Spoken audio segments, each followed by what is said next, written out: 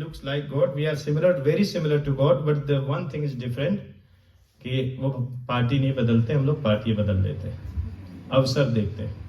अगर बड़ा कॉन्ट्रैक्ट मिले तो छोटे वालों का आदमी 1 मिनट नहीं लगाता साइन करने में, छोड़ करके आगे निकल जाता। इसीलिए हम जीव हैं और वो ब्रह्म हैं। ब्रह्म किसी भी स्थिति में हो, देखो राम जी जब वन में गए कितने कष्ट में थे, पत्नी का भी चोरी हो गई, सब बड़ी समस्या आ गई। इतनी बड़ी समस्या में भी राम जी वापस नहीं गए कि चलो सेना मंगा लेते हैं, फिर ढूंढते हैं, फिर युद्ध करते हैं। स्वयं संघर्ष किया। हम लोगों के जीवन में थोड़ी समस्या है, कितना जोर से चिल्लाते हैं। भगवान कहते हैं सुखे से दुखे समो भवे, तो सुख में दुख में जीव को सम होना चाहिए, और जो सम रहता है वही समझिए कि ठहरा हुआ है। ये पृथ्वी 3 प्रकार के गुणों से बनी युक्त है, कहते हैं सत रज तम।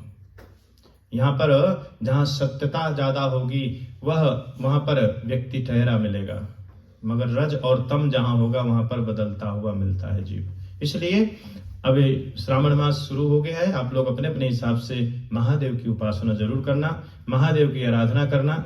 मेरी इस कथा का इतना ही उद्देश्य था आपको सुनाना कि भगवान से जुड़ के रहिए, भगवान से हरदम संबंध बना के रखिए। सिर्फ गाते मत रहिए कि सीताराम सीताराम सीताराम कहिए, जाहि विधि राखे राम ताहि विधि रहिए, इससे कुछ नहीं होगा। भगवान से तो संबंध इतना गाढ़ होना चाहिए कि जब ईश्वर के सन्मुख बैठो तो अपने आप ही उसी में मीरा की तरह समाहित हो जाओ, और वह धीरे धीरे प्रैक्टिस से आएगा, एक दिन में नहीं आएगा। तो हम नहीं कह रहे कि कल से सब समाहित हो जाओगे तो यहाँ कौन आएगा, तो धीरे धीरे लगे रहो। हम भी उसी लाइन में लगे, परमात्मा से संबंध हमारा गाढ़ होना चाहिए। तो भगवान कहते हैं कि इस श्रावण मास में जो अगर आप शिव जी की उपासना करते हैं, सोमवार विशेष, वैसे तो हर दिन पूरा महीना ही शिव जी के लिए है, और वैसे तो सोमवार इस देश के लिए सूट नहीं करता है, मगर शास्त्र की दृष्टि में सोमवार की ज्यादा महिमा है। देश के हिसाब से ना, देश काल परिस्थिति, यहाँ तो मंडे कोई भी मुहूर्त हो फ्लॉप है। हाँ, इधर बैंक हॉलीडे हो तो चलेगा, 26 वाला जो है वो चल जाएगा। तो इसलिए भगवान शिव की उपासना करें। शिव क्या है? शिव कल्याण देवता है, शिव आत्मक ज्ञान देते हैं। अगर किसी को सांसारिक ज्ञान चाहिए तो नारायण, माता लक्ष्मी, सरस्वती, दुर्गा सबके पीछे पड़े रहिए, मगर आत्मक ज्ञान चाहिए तो महादेव के पीछे पड़िए। Who am I, why am here.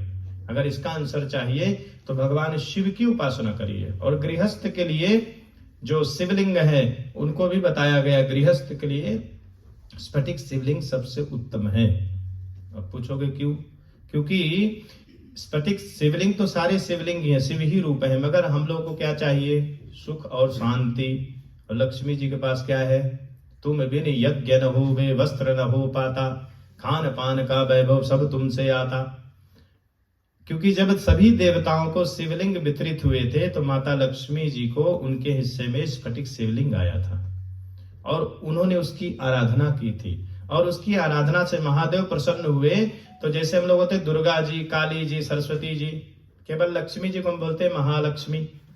तो शंकर जी प्रकट हुए, बोले क्या चाहिए देवी, किस लिए आराधना कर रही हूँ? बोले कुछ नहीं प्रभु, नारायण मेरे पति ने कहा है महादेव की उपासना करना। वो तो राजा बलि के यहाँ इस समय सिक्योरिटी गार्ड बने हुए, देवसैनी एकादशी चल रही थी ना, तो मैं उनकी ड्यूटी निभा रही हूँ। तो बोले फिर कुछ चाहिए? बोले कुछ नहीं चाहिए, आपका आशीर्वाद है कि हमारी जोड़ी बनी रहे। भगवान ने कहा तथास्तु। इसलिए शिव जी की जोड़ी खंडित है, मगर लक्ष्मी नारायण की जोड़ी खंडित नहीं है।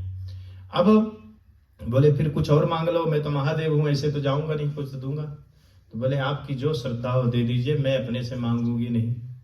तो भगवान ने कहा ठीक है, जो मेरा महाशब्द है मैं आपको देता हूं, तो इस दुनिया में आपको दुनिया वाले महालक्ष्मी के नाम से जानेंगे। हम लोग महादेव बोलते हैं ना, दूसरे देव शिव, महादेव, तो अपना टाइटल उन्होंने उनको दे दिया। इसलिए महालक्ष्मी च विद्महि विष्णु पत्नी च धीमहि तन्नो लक्ष्मी प्रचोदयात्। इसलिए माता लक्ष्मी प्रसन्न होती है जब उनके पूजे हुए शिवलिंग के स्वरूप को कोई पूजता है। तो भाई आपको कोई चीज पसंद हो, दूसरा भी वही फॉलो करे, तो आपको कहा पहले मेरे यहाँ तो मेरा ही देख के लोगों ने किया, बहुत अच्छी बात है। तो मे भी संसार में आदमी दुखी भी हो जाए देख करके, मगर क्योंकि उसका अपग्रेड वर्जन आ सकता है ना, मगर भगवान ऐसा होता नहीं। इसीलिए भगवान है ना, क्योंकि उसके अंदर ईर्षा नहीं, द्वेष नहीं, अहंकार नहीं है, काम नहीं है, क्रोध नहीं है, इसीलिए तो ईश्वर है वो। तो उस दिन से गृहस्थ को जो संपन्नता चाहिए, तो अलग अलग शिवलिंगों की अलग अलग महिमा आती है। अगर कोई तंत्र प्रयोग करता है उसके लिए पारद शिवलिंग, कोई ऐसे नर्मदेश्वर शिवलिंग तो जनरल में हर कोई पूछ सकता है। नर्मदा जी का हर कंकर शंकर ऐसा कहा जाता है। तो जो भी आपके पास है उनकी पूजा करिए। और जब अपना शिवलिंग का मंदिर बनेगा तो हम कोशिश करेंगे कि स्फटिक शिवलिंग ही बिठाएंगे वहां, और उसमें सब जल चढ़वाएंगे, सब संपन्न रहे यहाँ पर। और जब जीव यहाँ संपन्न होगा हर प्रकार से, धर्म अर्थ से, तो काम और मोक्ष अपने आप ही मिल जाना है। इसलिए अब भगवान के भजन में प्रवेश करते